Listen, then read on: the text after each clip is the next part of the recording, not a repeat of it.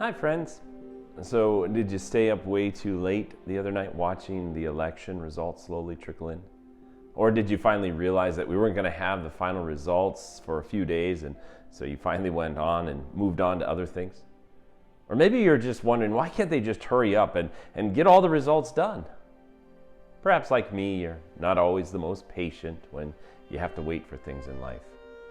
Perhaps it's not just waiting for election results, but maybe it's waiting in general for something, and that's what we struggle with. We'll switch checkout lines when we see more than two people standing in line, or we grow impatient when the stoplights, they just seem to be taking too long to change to green. Or maybe we grow impatient when we're in the waiting room that really lives up to its name. Sadly, we're not very good at waiting. And when we hear from our God that we should hurry up and wait for His return, we're not always the best at waiting for Him.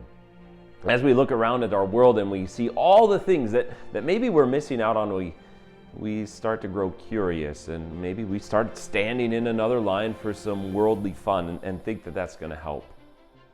Or as we wait for our God to come to our aid, we might think that we'll try and do something to help push Him along and make the case to move us to the top of His priority list.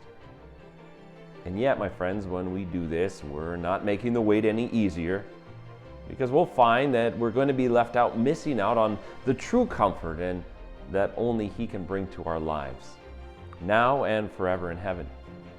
And all the worldly fun that looks so appealing can bring us into pretty dangerous situations and pretty dangerous territory when it comes to our faith. That's why we hear from our God that we are to wait upon the Lord's return, to rest in His assurance that He has everything handled, that He has made you His number one priority in all that He does, and He promises that He's coming back soon.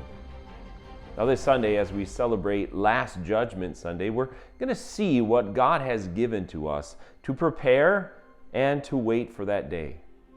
And while we wait for this Sunday, I'd like to leave you with this reminder of God's timing and His patience for us, as recorded in 2 Peter 3, verses 8 through 9.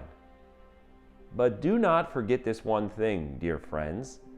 With the Lord, a day is like 1,000 years, and 1,000 years are like a day. The Lord is not slow in keeping His promise, as some understand slowness. Instead, He is patient with you, not wanting anyone to perish, but everyone to come to repentance. So take heart, friends. God's timing is perfect. He knows what He is doing, and in spite of us, He's always going to have us in mind because of His patient and never failing love.